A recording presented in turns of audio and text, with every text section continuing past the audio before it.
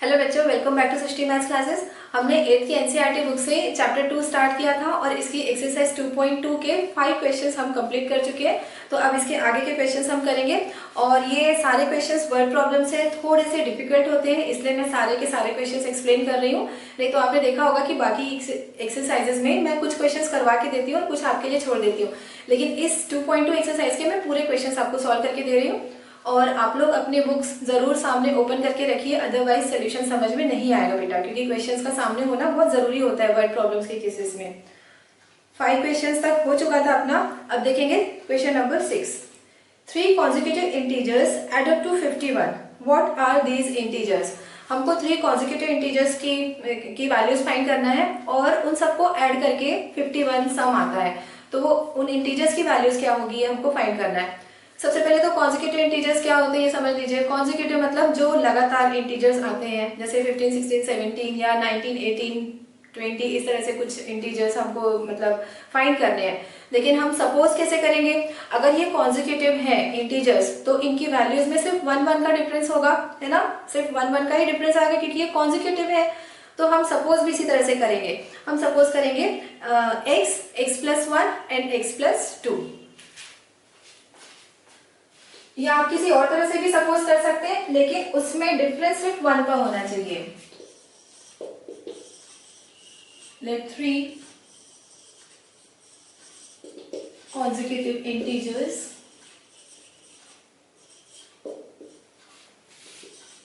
be x+1 and x+2. They add up to 51. मतलब जब हम इन इंटीजर्स को ऐड करते हैं,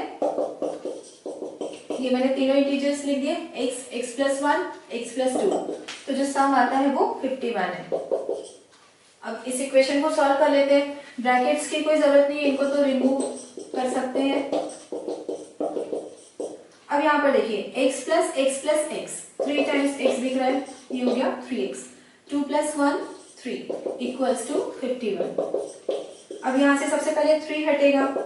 इतने सारे इक्वेशन सॉल्व कर चुके हैं तो आपको भी समझ में आ रहा होगा कि सबसे पहले कौन सी वैल्यू हटती है, क्योंकि x के साथ के सारे नंबर्स हमको हटा देने। तो सब ये जो 3 है ये अलग से एडेड है ना, इसलिए ये सबसे पहले हटेगा। तो ये हट के राइट साइड में ट्रांसपोज हो रहा है और सब्ट्रैक्ट कर देंगे। सब्ट्रैक्ट करके आंसर आएगा 48। 51 में से 3 माइनस हुआ 48 आया, और इस 48 में से 3 डिवाइड होगा, तो डिवाइड करेंगे तो आंसर क्या आएगा 16। 16 भी जब 48 होता है ना, और नहीं तो आप इस तरह से कट कर सकते हैं। 3 1 जा 3, रिमाइंडर 1, 3 6 जा 18। तो x की वैल्यू हमको मिल गई 17। तो अब वो इंटीजर्स क्या क्या होंगे, द इंटीजर्स आर, फर्स्ट हमने लिया था x जिसकी वैल्यू मिली है 16, फिर नेक्स्ट लिया था x+1, तो ये x और इसमें +1 कर दिया, और उसका नेक्स्ट क्या था x+2। तो मतलब आंसर हमको क्या क्या मिल रहा है 16, 17 and 18। 16, 17, 18, these are the 3 consecutive integers। अब 7 क्वेश्चन देख लेते हैं। The sum of 3 consecutive multiples of 8 is 888। Find the multiples. अब हमको 3 consecutive multiples of 8 लेना है। जैसे यहाँ पे हमने क्या लिया था, 3 consecutive integers हमने सपोज किए थे ना, तो अब क्या क्या ले लेंगे हम।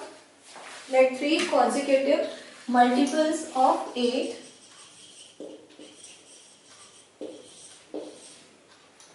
be, अगर हम 8 के मल्टीपल सपोज कर रहे हैं और वो कॉन्जिक्यूटिव है, तो जैसे ये मैंने लिखा हुआ था ना 3 consecutive integers x, x+1, x+2, तो इन्हीं में हम 8 8 मल्टीप्लाई कर लेते हैं। फर्स्ट मल्टीपल ऑफ 8 हो जाएगा 8x, फिर नेक्स्ट वाला हो जाएगा 8 × x+1, और उसका नेक्स्ट होगा 8 × x+2। अभी इस क्वेश्चन को, ये जो अभी हम 7 क्वेश्चन करने वाले हैं, इसको पूरा कंप्लीट करने के बाद मैं आपको ये भी बताऊंगी कि ये जो मैंने सपोज किया है ना 8x, 8 × x+1, 8 × x+2, इसको बहुत तरह से सपोज किया जा सकता है और भी अलग अलग तरीकों से हम एज्यूम कर सकते हैं। तो अभी तो पहले जो एज्यूम किया है उन्हीं वैल्यूज को लेकर हम सॉल्व कर लेते हैं। तो आगे क्या बोला है इनके बारे में कि ये जो 3 consecutive multiples of 8 है, इनका सम 888 के इक्वल है। तो क्वेश्चन के अकॉर्डिंग इक्वेशन सेटअप कर लेते हैं। There sum is 888। अब इसको सॉल्व कर लेते हैं। सॉल्व करने के लिए हमको ये ब्रैकेट्स रिमूव करना पड़ेगा। 8x फर्स्ट टर्म और ये सेकेंड टर्म है, इस सेकेंड टर्म में ब्रैकेट बना हुआ है, इसको ओपन करेंगे तो ओपन करोगे तो बाहर जो फैक्टर है 8 ये ब्रैकेट के अंदर के दोनों टर्म्स के साथ मल्टीप्लाई हो जाएगा। 8x प्लस 8 1 जा 8 प्लस 8x प्लस यहाँ भी इसी तरह से ब्रैकेट ओपन हो रहा है 8 2 जा 16 इक्वल्स टू 888। अब देखिए बेटा क्या होगा, 8x plus 8x plus 8x ये लाइक टर्म्स है, लाइक टर्म्स है तो ऐड हो जाएंगे और ऐड होकर क्या आ जाएगा इनका सम 24x। 8 plus 8 16, then 16 plus 8 24x। ये तीन टर्म्स को मैंने ऐड किया अभी क्योंकि ये लाइक टर्म्स थे। अब ये 8 और 16 ये दोनों भी आपस में लाइक टर्म्स है ना, क्योंकि ये भी कांस्टेंट है ये भी कांस्टेंट है, तो ये दोनों भी ऐड होंगे। 16 प्लस 8 भी 24 आ जाएगा। अब ये 24 सबसे पहले राइट साइड में ट्रांसपोज होगा और सब्ट्रैक्ट होगा। सब्ट्रैक्शन के बाद क्या आंसर आएगा, 8 माइनस 4 4, 8 माइनस 2 6 है 8। अब देखते हैं x की क्या वैल्यू आएगी। ये 24 लेफ्ट हैंड साइड में मल्टीप्लाई हो रहा है x के साथ, देखो बीच में कोई साइन नहीं मतलब क्या हो रहा है मल्टीप्लिकेशन, तो ये राइट हैंड साइड में जाकर डिवाइड होगा। 8 के टेबल से कैंसिल होता हुआ दिख रहा है। 8 इज 24, 8 1 जा 8, अभी 6 आ गया तो 0 हो जाएगा एंड 8 8 जा 64। 108 is again divisible by 3, तो मैं 3 से कैंसिल कर रही हूँ। 3 1 जा 3, 3 जा 9 एंड 3 6 जा 18। तो अभी तो ये सिर्फ x की वैल्यू मिली है। अगर कोई इक्वेशन हम सॉल्व कर रहे हैं, मतलब कोई वर्ड प्रॉब्लम सॉल्व कर रहे हैं, तो उसके लिए सबसे पहले तो इक्वेशन सेटअप करना पड़ता है। इक्वेशन सेटअप करने के बाद अगर बेटा x की वैल्यू मिल गई तो वहीं पर खुश मत हो जाना कि हमारा क्वेश्चन सॉल्व हो गया। x की वैल्यू फाइंड आउट कर लेना is not the final task, है ना। हमको जो फाइनल आंसर है वो कहाँ से मिलता है, जो एकदम बिगनिंग में हम एज्यूम करते हैं ना, जो सेंटेंस हम बिगनिंग में लिखते हैं वहीं से हमको फाइनल आंसर मिलता है। तो फाइनल आंसर हमको अभी कब मिलने वाला है, जब ये x इक्वल्स टू 36 हम यहाँ पर सब्स्टिट्यूट कर देंगे। तो इधर मैं लिखने वाली हूँ final answer, the 3 consecutive multiples of 8 आर, क्या क्या है ये multiples, 8 into 36 comma 8 into 36 plus 1 again comma third value 8 into 36 plus 2। तो अब देखते हैं सॉल्व करके क्या क्या वैल्यूज आने वाली है। 8 6 48 कैरी ओवर 4, 8 3 24 प्लस 4 28। तो ये फर्स्ट नंबर मिला। अब सेकेंड नंबर के लिए 37 के साथ 8 मल्टीप्लाई होगा, 8 इंटू 37 होने वाला है। 8 7 56 कैरी ओवर 5, 8 2 24 प्लस 5 29 और ये लास्ट वैल्यू 8 इंटू 38। यहाँ पर 8 इज 64 कैरी ओवर 6, 8 इज 24, 24 में 6 ऐड करेंगे तो आ जाएगा 304। तो ये 288 और सेकेंड नंबर आ रहा है 296, थर्ड नंबर आ रहा है 304। तो इस तरह से ये फाइनली हमको 3 consecutive multiples of 8 मिल गए। तो ये क्वेश्चन 7 भी कंप्लीट हो गया है और अब कर लेते हैं क्वेश्चन नंबर 8। 8 क्वेश्चन है, 3 consecutive integers are such that when they are taken in increasing order and multiplied by 2, 3 and 4 respectively। अब ये जो जितने भी क्वेश्चंस हम करते जा रहे हैं ना लाइन से, वो सारे के सारे consecutive integers वाले हैं।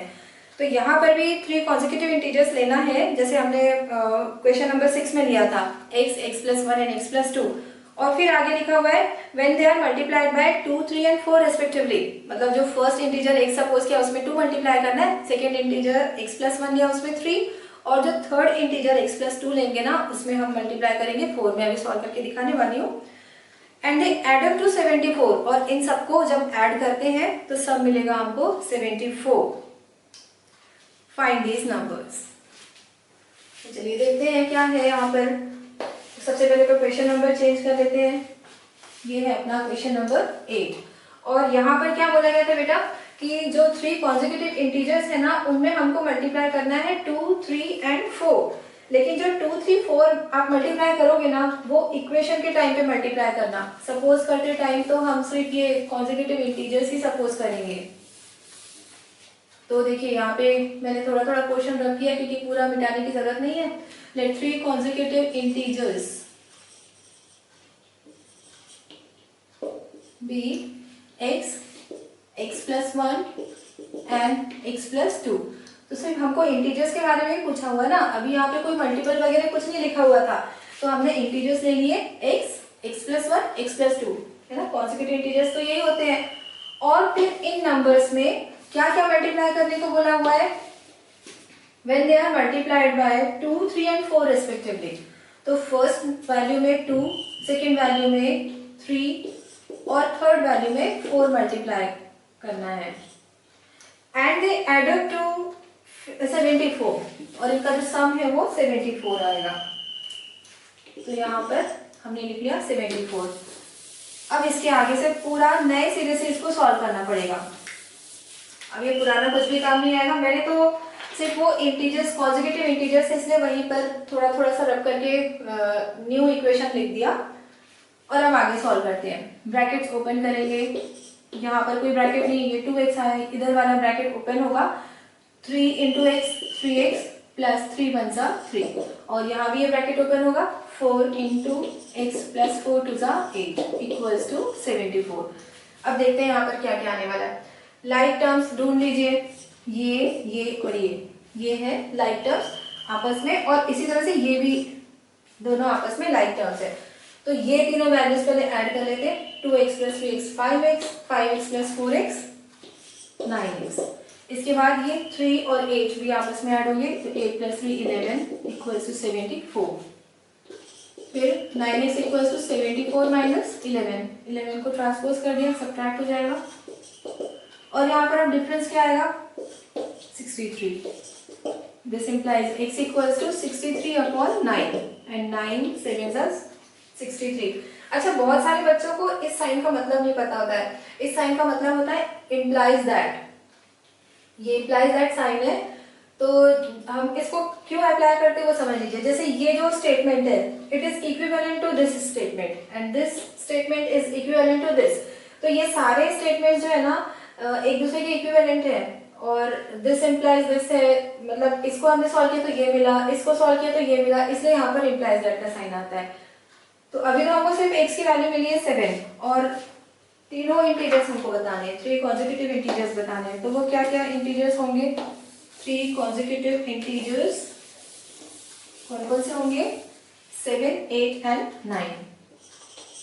Integers are 7, 8 and 9। क्योंकि फर्स्ट लिया हमने x, तो नेक्स्ट हो जाएगा x प्लस 1 और उसका नेक्स्ट x प्लस 2। तो इस तरह से क्वेश्चन 8 भी कंप्लीट हो गया है, और आज के वीडियो को मैं यहीं पर एंड कर रही हूँ। अगर टीचिंग पसंद आ रही है तो वीडियो को प्लीज़ लाइक करें, चैनल को सब्सक्राइब करें और अपने दोस्तों के साथ शेयर करें। Thank you so much for watching.